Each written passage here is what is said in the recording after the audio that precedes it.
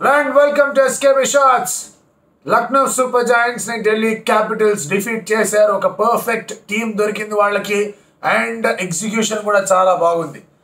Yes అన్నీ కలిసి వచ్చాయి కాదనట్లేదు, బట్ కొన్ని వాల్యుబుల్ కాంట్రిబ్యూషన్స్ అనేవి ఉన్నాయి. అండ్ ఆ వాల్యుబుల్ కాంట్రిబ్యూషన్స్ యాక్చువల్గా ఒక ఇండియన్ యాంగిల్ కూడా పెడితే చాలా చాలా గుడ్ న్యూస్ అని చెప్పుకోవచ్చు. వాల్యుబుల్ కాంట్రిబ్యూషన్స్ని ఏం జరిగింది ఈ మ్యాచ్లో, లెట్స్ గెట్ స్టార్టెడ్.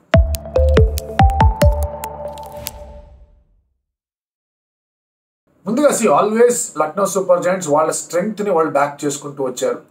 అండ్ ఎప్పుడైతే వాళ్ళు ఫస్ట్ బ్యాటింగ్ అనేది మొదలు పెట్టారో always one thing is in cards. Okay fine, ఈ వికెట్ అనేది డెఫినెట్లీ అంత ఈజీ వికెట్ అవ్వదు. And as the game progresses కాస్త స్లోవర్ వన్స్ ఇబ్బందులు పెట్టచ్చు. సో ఒక మంచి స్కోర్కి తీసుకెళ్దాం అనే ఐడియా అనేది వాళ్ళ దగ్గర ఉండింది. They back their bowler strength, ఎందుకంటే ఆ డిఫెన్స్ గేమ్ ఎప్పుడు వాళ్ళది స్ట్రాంగ్ ఉంటుంది. డిఫెండింగ్ ద టార్గెట్, ఈ డిఫెన్స్ కాదు, టార్గెట్ని డిఫెన్స్ చేసే స్ట్రెంగ్త్. కానీ మనం పొద్దున మాట్లాడుకుంది ప్రతిసారి ఇది వర్కౌట్ కాదు. ఎందుకు అంటే కనుక కొన్నిసార్లు if one batter gets going 160, 170 అని సరిపోవు T20 స్కోర్స్గా. బట్ కేఎల్ రాహుల్కి మంచి స్టార్ట్ అనేది లభించింది. మీరు అబ్జర్వ్ చేసుకుంటే కనుక టాప్లో డికాక్ ఎడ్జిల్ గిడ్జిల్ తగిలి కొన్ని రన్స్ వచ్చి ఒక మంచి షాట్ కొట్టాడు, but he got out. KL Rahul మాత్రం కెప్ట్ ఆన్ మంచి ఒక దశలో అయితే 250 స్ట్రైక్ రేట్తో కూడా ఆడుతూ పోయేడతాను. కానీ దేవదత్ పడికల్ మళ్ళీ అవుట్ అయిపోవడం, ఏమాత్రం కాంట్రిబ్యూషన్ లేదు తన దగ్గర నుంచి. 5 మ్యాచ్లు అయిపోయినాయి, నో కాంట్రిబ్యూషన్ వాట్స్ ఎవర్. అతను అవుట్ అయిపోవడం, ఆ తర్వాత మార్కెస్ స్టాయినిస్ అవుట్ అయిపోవడం, అండ్ దెన్ అక్కడ మీకు నికోలస్ పురన్కి ఒక అద్భుతమైన డెలివరీ కూడా అవుట్ అవ్వడం, ఈవెన్చువల్లీ కేఎల్ రాహుల్ కూడా అవుట్ అయిపోవడం. ఈ 3 వికెట్లు అనేవి చాలా గట్టిగా ఇబ్బంది పెట్టాయి. మీరు ఫస్ట్ 6 ఓవర్స్ చూసుకుంటే కనుక 2 వికెట్లు పడ్డా, వాళ్ళ స్కోరింగ్ రేట్ వాస్ హై, ఎందుకంటే కేఎల్ రాహుల్ చాలా బాగా ఆడాడు. రాహుల్ అటువంటి రీతిలో లక్నో సూపర్ జైంట్స్కి ఆడి చాలా రోజులు అయిపోయింది. అంటే అంత మంచి స్ట్రైక్ రేట్తో, అంత అటాక్ టు ది ఆపోజిషన్, ఖలీల్ని కొట్టడం, ఇషాంత్ని కొట్టడం, ఇవన్నీ బాగా అనిపించాయి. బట్ ఎప్పుడైతే కుల్దీప్ వచ్చాడో మ్యాచ్ మొత్తం మారిపోయింది. లక్నో సూపర్ జైంట్స్ ఏం తప్ప ఎవరబ్బా మన దగ్గర నుంచి మ్యాచ్ దొంగిలించుకొని వెళ్ళిపోయాడు, ఎవడా కేడీ అంటే ఈ కేడీ కుల్దీప్ యాదవ్. అసలు ఇంజరీ నుంచి వచ్చాడు కాదనట్లేదు, బట్ ఏం గ్రిప్ ఉందబ్బా బౌలింగ్లో. అసలు బాల్ పడి ఆఫ్ ద సర్ఫేస్ తనకు వచ్చిన సపోర్ట్ కానివ్వండి, రెవల్యూషన్స్ కానివ్వండి, తన యాక్షన్ కానివ్వండి, తను వేసిన లెంగ్స్ కానివ్వండి, పేస్ వేరీ చేసిన విధానం కానివ్వండి. మార్కస్ స్టాయినిస్కి వేసిన బాల్ బయటకు వేసాడు, గట్టి కొడదాం అనుకున్నాడు, పోయింది థర్డ్ మ్యాన్ దగ్గర క్యాచ్, షార్ట్ థర్డ్ దగ్గర. నికోలస్ పురన్ ముందుకు వెళ్ళాలా వెనక్కి వెళ్ళాలని కన్ఫ్యూజన్ క్రియేట్ చేశాడు ఆ లూప్లో, దాంతో బోల్డ్ వికెట్ పడింది. కేఎల్ రాహుల్ క్విక్కర్ వన్ వేసినప్పటికి మంచి కట్ షాట్లు ఆడతాడు కేఎల్ రాహుల్. అది కట్టుకొట్టిన తర్వాత మంచి డిఆర్ఎస్ రిషబ్ పంత్ దగ్గర నుంచి కూడా. కేఎల్ రాహుల్ అయితే లేదన్నాడు, ఎప్పటికైతే డిఆర్ఎస్ బ్యాటింగ్ తేలిందో నడుచుకుంటూ వెళ్ళిపోయాడు. సో ఈ వికెట్లు పడిన తర్వాత అబ్సల్యూట్లీ నో ఛాన్స్. ఇక్కడ మళ్ళీ లక్నో సూపర్ జైంట్స్ ఏం చేశారంటే దీపక్ కూడా సబ్స్టిట్యూట్గా తెచ్చుకున్నారు. వాళ్ళ దగ్గర బౌలింగ్ సబ్స్టిట్యూషన్స్ ఉండేవి. ఒకవేళ వికెట్లు పడకుండా ఉండే కనుక they would have gone for another bowling substitution. But Deepak కూడా అప్పుడే తెచ్చుకున్నారు. వాళ్ళ దగ్గర still they had Krunal Pandya and Ayush Badoni. వాళ్ళని పెట్టుకొని కూడా ఎందుకు అప్పుడే దీపక్ కూడా సబ్స్టిట్యూట్గా తెచ్చుకున్నారు నాకైతే అర్థం కాదు. ఎందుకంటే కొన్నిసార్లు మీరు ప్యానిక్ పడి అంత గట్టిగా నొక్కాల్సిన అవసరం లేదు. కృణాల్ పాండే బాగానే ఆడగలడు, ఆయుష్ బదోని బాగానే ఆడగలడు. వాళ్ళు ఒక స్టేజ్ తర్వాతే ఆడతారు అనుకోవడం కరెక్ట్ కాదు. అది ఒక రాంగ్ డెసిషన్. అది దీపక్ కూడా ఆడలేకపోయాడు. దీపక్ కూడా is a better player at the top of the order. 1 down ఆడించండి, ఓపెనింగ్ ఆడించండి, బాగా ఆడతాడు. తర్వాత తీసుకొచ్చి ఇటువంటి సిచ్యువేషన్స్లో పెడితే వర్కౌట్ కాదు. సరే అతను అవుట్ అయిపోయాడు, ఇంక అయిపోయిందిలే పరిస్థితి అనుకున్నాం. ఫస్ట్ 6 ఓవర్స్లో 50 పైన పరుగులు వచ్చాయి. నెక్స్ట్ 8 ఓవర్స్ మీరు చూసుకుంటే కనుక కేవలం 36 పరుగులు మాత్రమే వచ్చాయి. అందులో వికెట్లు 5 పడ్డాయి, 5 వికెట్లు పడ్డాయి. తర్వాత ನೀವು ఖలీల్ వచ్చి మన బాగా బౌలింగ్ చేస్తే అతన్ని కొట్టారు, తర్వాత వేరే విషయం. కానీ తర్వాత అక్షర్ పటేల్ వచ్చాడు, అక్షర్ పటేల్ కట్టుదిద్దమని బౌలింగ్ చేశారు. 1-2 బౌండరీలు అటు ఇటు వెళ్తాయి ప్రతి ఒక్కళ్ళకి. బట్ ఆ 36 రన్స్ మాత్రమే రావడం నెక్స్ట్ 8 ఓవర్స్లో. ఆ తర్వాత సరే లాస్ట్ 15th ఓవర్లో 14 రన్స్ వచ్చాయి. బట్ లాస్ట్ 5 ఓవర్స్ అసలు ఏంటబ్బా స్కోర్ ఎక్కడికి వెళ్తుంది అనుకుంటున్న టైంలో ఆయుష్ బదోనీని ఎందుకు ఎల్ఎస్జీ నమ్ముతుందో మరొకసారి చూపించాడు. It is not so comfortable అక్కడ అటువంటి సిచ్యువేషన్స్లో ఆడడం. బట్ అతను ఆడిన షాట్స్, అతను పికప్ చేసుకున్న స్లాట్స్ చాలా బ్రిలియంట్గా ఆ కంట్రోల్ అనేది కనిపించింది. ఎక్కడ ప్రెషర్ కనిపించలేదు, ఎక్కడ డెస్పరేట్ షాట్స్ లాగా కనిపించలేదు. కొన్ని స్వీప్, కొన్ని పికప్ షాట్స్ ఆడాడు, చాలా బాగా ఆడాడు. ముఖేష్ని బాగా ఆడాడు, ఖలీల్ని బాగా ఆడాడు. అండ్ అలాంటి పరుగులు రావడానికి కూడా అక్కడ ఆయుష్ బదోనీతో పాటు ఇన్ఫాక్ట్ అక్కడ హర్షిత్ దగ్గర నుంచి కూడా మంచి సపోర్ట్ అనేది లభించింది అక్కడ, కాదనట్లేదు. బట్ ఎప్పుడైతే అట్లా ముందుకెళ్తుంది హర్షద్ అండ్ ఆయుష్ బదోని బాగా ఆడితే ఎప్పుడైతే ముందుకు తీసుకెళ్లారో ఎల్ఎస్జీ కళ్ళల్లో కూడా ఓకే ఫైన్ 160 వస్తే సరిపోతుంది, 160 వస్తే సరిపోతుంది అని ఆటోమేటిక్ ఆలోచనలోకి వెళ్ళారు. ఎందుకంటే 160+ వాళ్ళు ప్రతిదీ డిఫెండ్ చేసుకోగలిగారు. లాస్ట్ గేమ్ కూడా డిఫెండ్ చేసుకున్నారు. పైగా ఢిల్లీ క్యాపిటల్స్ బ్యాటింగ్ అంతంత మాత్రం కావాలి. బట్ వాళ్ళు రియలైజ్ కానిది ఏంటి అంటే కనుక Delhi Capitals have got in a very good team. మనం పొద్దున కూడా మాట్లాడుకున్నాం, ఫ్రేజర్ మెక్కాగ్ వస్తే బాగుంటుంది, బట్ జాయ్ రిచర్డ్సన్ ఉన్నాడు, వాళ్ళకి అండ్రిక్ నోకియా తీసేస్తారు, will go with all Indian attack అని మాట్లాడుకున్నాం. The moment Mukesh and Kuldeep రెడీగా ఉన్నారో ఆల్ ఇండియన్ అటాక్ వెళ్ళిపోయారు ఫుల్. ఎక్కడ తగ్గల. ఖలీల్ ఉన్నాడు, వాళ్ళకి ముఖేష్ ఉన్నాడు, ఇషాంత్ శర్మ ఉన్నాడు, అక్షర్ పటేల్ ఉన్నాడు, రిషబ్ పంత్ ఉన్నాడు, వీళ్ళు చాలనుకున్నాడు. తర్వాత సంగతి తర్వాత ముందు వీళ్ళు చాలని డిసైడ్ అయిపోయాడు. సో దాంతో మీకు ఇక్కడ ఏమైంది అంటే కనుక you look at their batting order.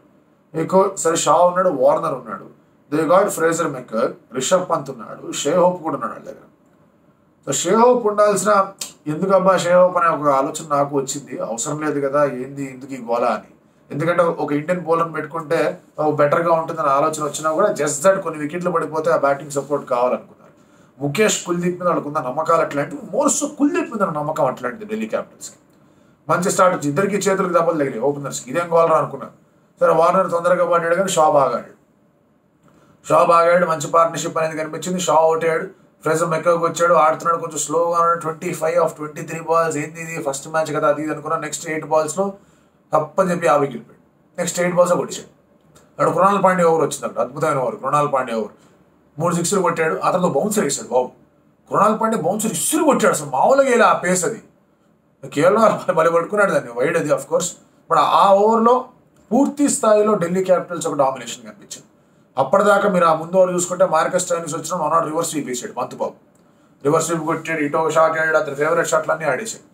And ఇది మీరు ఆలోచించిన, మనం పొద్దున కూడా మాట్లాడుకున్నాం దీని గురించి, దట్ నెంబర్ 3, నెంబర్ 4 బ్యాటర్స్ని సెట్ చేసుకోవాలి. అభిషేక్ పోరేలో లేదా ఇండియన్ బ్యాటర్స్ కాదు, Rishabh Pant should come forward and ఒక ఫారెన్ ఆప్షన్ పెట్టుకోవాలి ముందు. ఫ్రేజర్ మెక్కాగ్ కానీ షే హోప్ కానీ ఉంటే పెట్టుకోవాలనుకున్నాం. ఇద్దరు ఎవరో ఒకళ్ళు అనుకున్నాం, they said no to Shai Hope and then they got Fraser McGurk. Tristan Stubbs కూడా ఉన్నాడు, ఒకళ్ళు కావాలంటే అతన్ని పుష్ చేయొచ్చు నెంబర్ 4లో, ఒకవేళ పంత్ నెంబర్ 5లో ఆడతాడంటే కూడా మాట్లాడుకున్నాం పొద్దున. But Pant said nothing doing, number 4 ఆడతాను. ఇది ఇండియన్ కాంట్రిబ్యూషన్ పరంగా, ఇండియన్ ఐ పరంగా చూసుకున్న, యాంగిల్ పరంగా చూసుకున్న మంచిది. ఎందుకంటే as of now, as things stand, ఇండియాకి టాప్ ఆర్డర్లో ఒక లెఫ్ట్ హ్యాండర్ కనిపించట్ల. సో రిషబ్ పంత్ కనుక బాగా ఆడాడు అంటే కనుక బాగా ఆడాలి, ఇంకా ఈ ఒక్క ఇన్నింగ్స్తో సరిపోదు. ఎస్ 2 good 50s ఉన్నాయి, ఒక గుడ్ 40 ఉంది, బాగా ఆడుతున్నాడు. ఈ యొక్క ఇన్నింగ్స్ ఇన్ఫాక్ట్ ఫీట్ కూడా బాగా కదిలింది, కొంచెం ఎక్స్ట్రా కదిలి స్టంప్ అవుట్ అయ్యాడు వేరే విషయం, కానీ ఫీట్ కూడా బాగానే కదిలింది, బాగా ఆడుతున్నాడు, స్పిన్నర్ని బాగా కొట్టాడు. సో ఓవరాల్గా కూడా బాగా బ్యాటింగ్ చేశాడు. సో ఇదే కంటిన్యూ చేస్తే కనుక రిషబ్ పంత్ 1 down 2 down ఆప్షన్గా కూడా కన్సిడర్ చేయొచ్చు అనే ఆలోచన అతనికి ఉంది. అది ప్రాబ్లీ సౌరవ్ గంగూలీ చెప్పుంటాడు అతనికి, చూసుకో జాగ్రత్త అని చెప్పేసి. అండ్ టీం పరంగా కూడా they got in a very good execution. And ఇవంతా రావడానికి కారణం, సరే ఫ్రేజర్ మెక్కాగ్ బాగా ఆడాడు, రిషబ్ పంత్ బాగా ఆడాడు, లాస్ట్లో ట్రిస్టన్ స్టమ్స్ కొట్టాడు, షే హోప్ కూడా కొట్టాడు, మ్యాచ్ గెలిచేశారు. ఇది కాదు, ఇవన్నీ జరగడానికి కారణం ఏంటి, ఇవన్నీ ఎగ్జిక్యూట్ అవ్వడానికి కారణం ఏంటి, కుల్దీప్ యాదవ్. అందుకే ఎంత ఫ్రేజర్ మెక్కాగ్ కొట్టినా, ఎంత రిషబ్ పంత్ కొట్టినా, ఏం జరిగినా కూడా ఈ మ్యాచ్లో మాత్రం చాలా గట్టిగా ఇంపాక్ట్ అనేది ఢిల్లీ క్యాపిటల్స్కి క్రియేట్ చేసింది Kuldeep Yadav. But again Rishabh Pant number 4లో వచ్చి ఆడటం ఢిల్లీ క్యాపిటల్స్కి అబ్బా అనుకుంటారు వాళ్ళు. అండ్ ఇక్కడ ఫ్రేజర్ మెక్కాగ్ ఆడేసరికి మొన్ననే బర్త్డే అయింది, ఈసారి రిటర్న్ గిఫ్ట్లు ఇస్తున్నాడు ఫ్యాన్స్ అందరికీ అనుకుంటారు. క్లీన్ హిట్టింగ్ చేశాడు, క్లీన్ హిట్టింగ్, ఆఫ్ సైడ్ కానీ లెగ్ సైడ్ కానీ స్ట్రైట్ కానీ చాలా మంచి క్లీన్ హిట్టింగ్ అనేది చేశాడు. సో ఇది ఒక picture perfect victory. Chennai super Kings ఎప్పుడు నేను చెప్తూ ఉంటా, ఒక పర్ఫెక్ట్ విక్టరీ వచ్చింది. అలాంటి విక్టరీ మళ్ళీ రాకపోవచ్చు అని చెప్పేసి మనం అనుకున్నాం.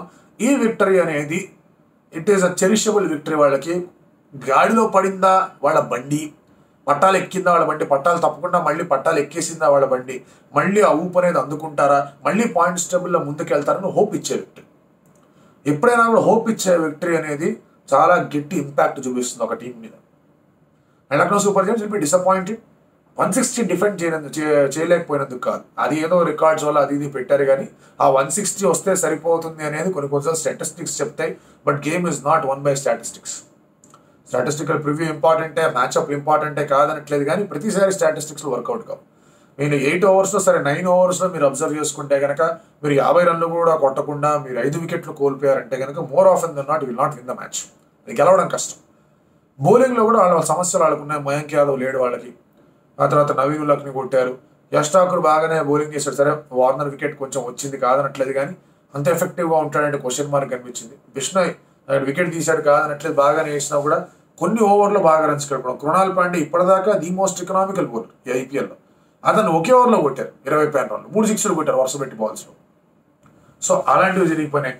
మార్కస్ స్టోయినిస్ తో ఓవర్ వేయించే పని చేశాడు, ఆ ఓవర్ బాగా బెడ్సి కొట్టింది. సో 2 overs బెడ్సి కొట్టేసరికి మీ రిక్వైర్డ్ రన్ రేట్ అనేది it come down to 6.5 runs per over. 160 target మీరు చేసి చేస్తున్నారంటే. సో అది జరిగింది. అది ఇంకా విష్ణుని కూడా 6 కొట్టడం చూసాం. సో ఇలాంటివన్నీ కనిపించాయి. This is where LSG loss the match అనిపించింది. వాళ్ళు ఆల్రెడీ మాట్లాడుకున్నారు, డిఫెన్స్ మినిస్టర్ అనేది ట్యాగ్ ఇవ్వాలి అది ఇది అని చెప్పేసి మాట్లాడుకున్నారు. కరెక్టే, బాగా డిఫెండ్ చేశారు. ఇప్పుడు మాత్రం కూడా వాళ్ళ రికార్డులో ఒక చిన్న ఓటం అనేది ఉంది, కానీ ఆ రికార్డే పనికి రాకుండా పోతుంది అనుకోవడం కూడా కరెక్ట్ కాదు. They are very good team వాళ్ళు డిఫెండింగ్. కాకపోతే ఇక్కడ మీరు అబ్జర్వ్ చేసుకుంటే లాస్ట్ మ్యాచ్లో కృణాల్ పాండ్యా బాగా వేయడం, జీటీ బ్యాటింగ్ కాస్త చతికలబడ్డం, ఇవన్నీ కనిపించాయి. ఈసారి రిషబ్ పంత్ ముందుగా అటాక్ చేసి ఒక Fraser McGurk was little struggling. Rishabh Pant ముందు అటాక్ చేశాడు, ఆ తర్వాత మెకాగన్ నేను చూసుకుంటాను నీకెందుకు మైహూనా అన్నాడు, కొట్టేశాడు.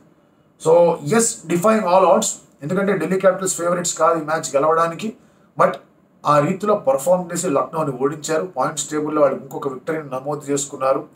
సో ఇటువంటి పరిస్థితుల్లో పాయింట్స్ టేబుల్ కూడా ముందుకెళ్లారు. యాజ్ ఎస్ఆర్ హోప్ ఇచ్చే విక్టరీ, బట్ ఇలాంటి గేమ్లో మళ్ళీ రావాలి. ప్రతి మ్యాచ్లో కూడా కుల్దీప్ ఇలాగే పర్ఫామ్ చేయాలి. మిడిల్ ఓవర్స్లో కుల్దీప్ యాదవ్ లాస్ట్ 2 సీజన్స్గా ఫినామినల్గా ఆడుతున్నాడు. లాస్ట్ 2-3 సీజన్స్గా అబ్సల్యూట్లీ ఫ్యాంటాస్టిక్గా ఆడుతున్నాడు. అండ్ అందుకే నేను ఇండియన్ T20 యాంగిల్ పెడితే కనుక Kuldeep as spinner big tick mark.